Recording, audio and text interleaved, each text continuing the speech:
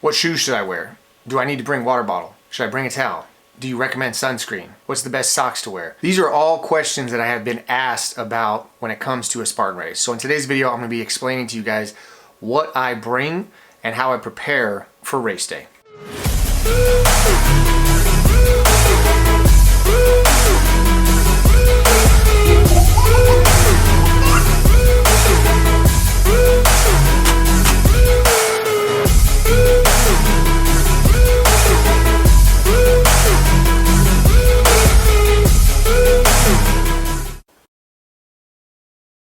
What is going on YouTube, and welcome back to another video. The day is finally here. Tomorrow is race day. That is right, which means tonight I gotta prep and get everything ready so that when race day comes, I am ready and I do not have to think about anything except for the actual race.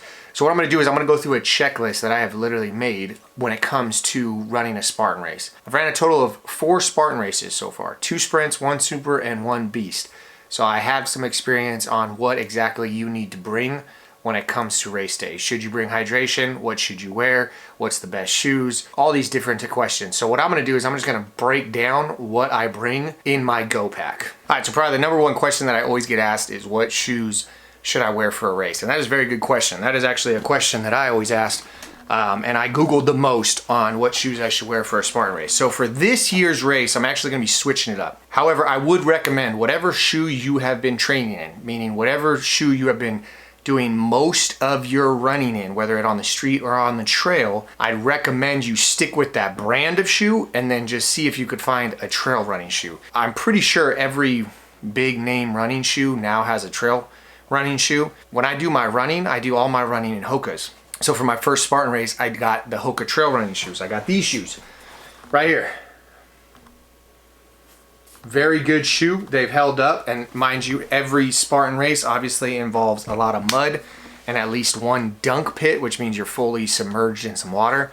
Those have held up. Like I said, I've done 4 Spartan races in them and they feel good. However, I thought it was time for another pair of trail running shoes, and I got these at a very low rate of $70. So this year I'm gonna actually be going with the Nike trail running shoes. So this bad boy right here. Very comfortable, has a lot of cushion. However, the bottom of it is still pretty sturdy. A little bit more breathable than the Hoka's, and I've trained in these. I would not recommend you buying a shoe and then the first time you use it is the actual race. That would probably be an epic fail. So I'm gonna use these. I'm gonna try them out. Like I said, I've done most of my running in them. They feel good, they feel light. I feel like they're a little bit lighter than the Hoka's. But when it comes to shoes, that's all preference. Whatever you have been doing all your running in, I would just get a trail running shoe in that. Next up, obviously socks. You gotta have a good pair of socks. I don't have any special race day socks, but I would recommend bringing 2 pairs of socks. And the main reason why is because after the race, your socks are gonna be soaked. You wanna take off your shoes, and have to replace them. Depending on what the weather is. If the weather's freezing, then you need to put on another pair of shoes and socks. But luckily, tomorrow's race is supposed to be 74 tomorrow, sunny, and then on Sunday it's supposed to be 72 and sunny. So it's like perfect running weather. So I'm gonna bring a pair of socks, and then I'm gonna bring some sandals. And the reason why I'm bringing sandals is because when I'm done with the race, I'm just gonna be kicking off my shoes, kicking off my socks, putting my sandals on, heading home. When it comes to shorts, I always wear shorts that have an actual liner, a compression liner already built in. The shorts I got, they're not Nike, they're not some name brand. I think they're like Amazon. They get the job done. I like them. I think they're 5-inch shorts, I'm pretty sure.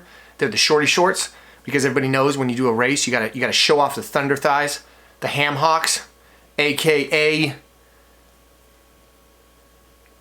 that's all I got. I couldn't think of anything else. Anyway, you gotta show off your legs. If you've been training for a very long time, you've cut down some weight, you lost some fat, show off your hard work. Next up, you gotta have, a lot of people ask, should I bring my own water bottle, all that. First off, if this is your first Spartan race, check out the map should be posted for the course the night before. It usually is. In all the past, I've been able to look at what the course will actually look at. So when you look at the course, you will see they have certain aid stations or water stations placed throughout the course. So they will have water. So anytime I've ever done a sprint or a super, I don't bring any hydration. I don't bring any water just because I know they're gonna have aid stations and I don't really need it. However, the first beast I ran, I did wear an over the shoulder, like double water bottled, Camelback and all that stuff. The thing that sucks about having a camel pack, and this is what I learned, I wanna say it was like maybe 3 or 4 miles in, it was like the 5th obstacle. It was the barbed wire crawl. As soon as I went under the first wire, I punctured my Camelback. So I was pretty much, I didn't have any water. I didn't die, because like I said, there's plenty of aid stations where you can stop, get some water, it's not a big deal.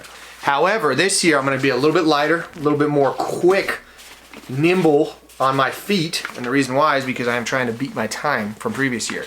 So this one is gonna go around my waist like a fanny pack, because fanny packs are in. And I got basically 2 of these. So what I'm gonna do is I'm gonna put in carb powder and electrolytes, which will lead me into supplementation, because that's another question I get. So this one's gonna have carb powder and electrolytes. The other one's gonna have carb powder and electrolytes. No water, because what I'm gonna do is every hour when I get during the race, when I come to an aid station, I'll fill it up with some water, shake it up, get my carbs, get my electrolytes, and be on the move. I'm gonna try and fuel properly every hour instead of waiting until I need fuel, I need supplements, I need hydration, and then doing it. I'm gonna try to be preventive. So if you're doing a beast, you might wanna get one of these things, something that's gonna carry some water. If you're doing a super and a sprint, you probably can get away with it. As for upper layer, obviously it's gonna be 72, so I'll probably be going shirtless. And then they give you this cool little headband thing. Make sure you put that on, because I think you could track your photos at the end of the race. And then last thing, so I could document this whole thing, where'd I put it? I'll be wearing my GoPro. So if you guys have been following the channel, you know I'm gonna document it and then basically do a recap video at the end. Some necessities you will need for race day. You gotta bring a towel. And the reason why is because after the one I did in, what was it? The race I did in San Diego, at the end of it, they had a bunch of like water hoses, and they usually have a shower area where you can hose off. So I would bring maybe a towel, maybe some board shorts or something, extra pair of drawers, something to change into, so that after the race you can shower off, rinse off, dry off, and then when you get in your car, you're not all muddy and nasty. Another necessity I will bring, chapstick. Make sure you bring some toilet paper, and the reason why I say bring some toilet paper, we went to one race where they had a bunch of porta potties and all the girls were coming out complaining that there was no toilet paper. And if you have an amazing support crew like my wife, my daughter, and my mom, you gotta make sure you have some toilet paper. And it doubles as some Kleenex if you need to blow your nose. I would recommend bringing some chapstick, because after your lips are gonna be probably super dry and uncomfortable. I've been there. And then Vaseline. The reason why I bring Vaseline is because, like I said, I got thunder thighs. I got ham hocks. So when I run and the dirt and the mud and everything, my thighs are just chafing together and it hurts. So if I Vaseline up, it prevents that from happening. Bring a bunch of water, and then make sure you obviously fuel properly before the race. So tomorrow race kicks off at 10. I gotta be there at 7:30. The plan is wake up at 6, eat a first meal, head down at 7:30. When I get down there about 8:30, 8:39, I'll have probably my overnight oats, basically a cup of oats, a banana, some honey, some protein. That should be a pretty good fuel. So make sure you bring obviously stuff to fuel up. Also, that way if your race gets pushed back, you have something to possibly eat, whether it be a protein bar or something like that to hold you over. As for my goals for this race, because by the time you guys watch this, I will actually have already completed this, because this is gonna come out on Monday. Monday I will be recuperating because I will have completed this, the trifecta weekend. As for my goals for this weekend, I wanted to obviously let you guys know my goals prior to the race so that you guys can make some predictions. I did that in the last video and a lot of you guys got very, very close. In the past, my fastest sprint time, actually I'm gonna go with the beast because that's the first one. So Saturday, I will be doing the beast at 10 o'clock. I have done one beast in the past. That one I completed in 3 hours and 29 minutes. That was my time. Tomorrow's, and this might be a super unrealistic goal, but I'm gonna set it anyway. My goal for tomorrow is to do it in 3 hours. So to cut off 30 minutes of time, basically 30 minutes of time. And like I said, that might be super unrealistic, but I'm gonna shoot for the stars. The reason why is because when I ran that Spartan, I think I was 270. 270, good Lord, I've never been that. 217, so my goal, and right now I'm sitting at about 205 this morning. Like I said, I did not hit the 190 mark, unfortunately. So I'm a little bit heavier than what I wanted to be, but I still feel pretty good. So I'm gonna shoot for three hours. Comment below if you think that I'm gonna beat my 3 hours and 30 minutes. Watch me not even beat the 3 hour and 30 minute mark. Comment below what you think I'm gonna get on the Beast on Sunday. Then when I go back, Beast on Saturday. When I go back on Sunday, I'm gonna do the Spartan Super, which is 6 miles, 25 obstacles. Now, I've only done one of those, and obviously the fastest one I've done in that was 1 hour and 52 minutes. That was the first Spartan race I ever did. So my goal for that one, do it in 1 hour and 40 minutes. I'm gonna try to cut 12 minutes off. So 1 hour and 40 minutes. So comment below what you think my Spartan Super time will be, if you think I'll beat the 1 hour and 52 mark. And then after that, my last race of the weekend, which is gonna be the Spartan Sprint. So it's the shortest one, but it's at the end of the weekend, so I'm probably gonna be fatigued, I'm probably gonna be feeling it, I'm gonna probably beat up, sore, all that good stuff. The fastest Spartan Sprint I ever did was 1 hour and 4 minutes and 51 seconds. So my goal for the Spartan Sprint, which was my goal last time I did the Spartan Sprint, I am trying to do the Spartan Sprint in less than 1 hour. I've never broken the Spartan Sprint in 1 hour. So if I could do 3 miles, 20 obstacles in less than 1 hour, I'd be super happy. So recap, Spartan Beast, doing it in 3 hours flat. Spartan Super, 1 hour and 40 minutes. And Spartan Sprint, less than 1 hour. That is my goal.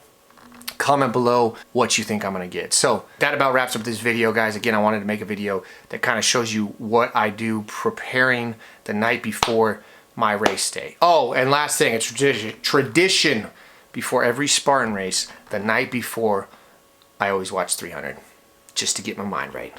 Just to make me feel like I'm gonna be Leonidas himself as I toe the line, Spartan shield, Spartan sword, Spartan spear on my back, and the only way I come back is with my shield or on it. So I hope you guys enjoyed this video. I hope this helps you guys. If any of you guys are out there debating on it, whether you should do a Spartan race, I will tell you right now, do a Spartan race. They are super fun. The vibe is awesome. I always love getting there. As soon as you get there, you get out of the car, you see everybody getting out of the car, you see everybody dressed up, you see the people that are finishing the race, soaked, mud, just beaten up, bruised. It's just like, all right, let's go. And like I said, rain, shine, snow, it's always a good time. So sign up for a Spartan race. But I guess next time I see you, I will be returning from Valhalla or Paris, California, whatever you want to call it. So when this video drops, again, it will be Monday morning. I will have finished the race. The next video that comes out on the channel will be an actual full recap of the Spartan Trifecta with my results, my thoughts, and my overall race day experience. So if you guys are new to the channel and that sounds like it'd be something interesting to you, please subscribe.